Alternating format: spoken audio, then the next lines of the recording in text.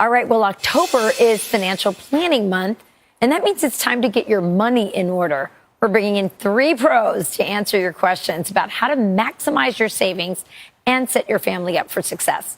Certified financial planner ambassadors Douglas Boneparth, Carrie Carbonaro, and Charles Weeks join us now. Thanks so much for joining us today. So I'm going to start with you, Douglas. So explain why we're here. Yeah, we're here to promote financial literacy and having a financial plan. We want couples to achieve their financial goals, and there are ways to do that. And we're here to help you help share some of those ways today. Excellent. Okay, so Carrie, why do I need a financial planner?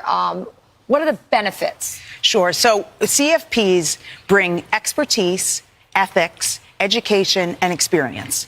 We are held to a higher standard. Actually, it's called the gold standard. And we are committed to put the interest of our clients ahead of our own, which means we're always acting in the best interest of the client. Okay. So I want to make sure that I have that title in front, that they are registered or they are licensed through that organization. Yes. And what's great about it, too, is if you want objective, unbiased advice for you and your financial goals, it's got to be a CFP. Okay.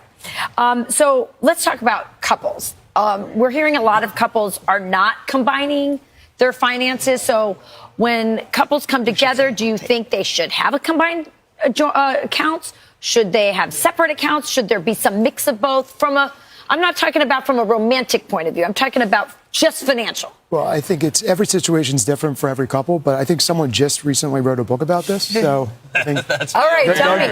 Absolutely. So, of course, everything we're talking about is for general information purposes here, but almost all the data, all the research shows that, especially in the early years of your relationship, that combining finances is the way to go. It promotes transparency, it promotes teamwork, but above all, it promotes better communication between couples. So yes, join your accounts together, operate out of a joint account. You can still have autonomy by having an individual account. No one said you can't lose your individuality here, but all research would point to the fact that you want to join your finances together, but even more importantly, communicate better together. It's about a practice around money with your partner. Oh, I love that, because finances is probably the number one reason why people get divorced. So that and infidelity. Well, yeah, true. All right, so we have some questions from the viewers. So as a woman, this is a question for you, Carrie. Yeah. As a woman who took time off work to raise kids, what can I do to catch up on my retirement savings? That's a really great question. Such a good question. So my daughter-in-law is a stay-at-home mom. And guess what? It's never too late to catch up on your retirement. So what I would do is, if I was going back to work, I would max out my either 401k, 403b, IRA as much as I can. If I'm not going back to work, I would start to do a spousal IRA every year, which you can put money, even if you don't have earned income, into. Also, I would take advantage of, when you're over 50, you get all those great catch-up contributions that you can put even more money away. Now, also, women, we live long. Yeah. So we have to plan for longevity more than men. Great point. And so one thing I would think about is delaying my Social Security, because from full retirement age to age 70, you get an 8% increase every single year. So because we have that long lifespan, that would really help women. Yeah, you need it. All right, this one's for you, Charles. Is now a good time to invest in the market, or should I focus on paying off my debts first? It's a great question, and I get it very often, and my response is always the same. Not all debt is created equal, so it depends on what kind of debt that we're talking about. If it's bad debt, say credit cards or personal loans where interest rates are 20+%, it's going to be really hard to save and invest and outpace those type of interest rates, so we want to pay those off immediately. If it's something like higher interest rate or longer-term auto loans, we may look at that and say, you know what?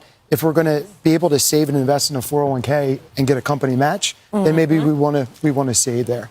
If it's good debt, like mortgage debt or even student loan debt, some of that interest could be tax deductible, and then we could also refinance at a certain time in the future if rates drop. So that debt we just kind of want to pay off over the term and start saving and investing now. Yeah, so what I'm getting is there's a lot of stuff to think about. It's really great to have a professional, and I should look for CFP in front of my financial advisor's name, always. Yes. All right. Let's do that. Douglas, Carrie, and Charles, thanks so much for joining us today. And you can, if you want to learn more and get your finances in shape, you can find a CFP professional near you at letsmakeaplan.org.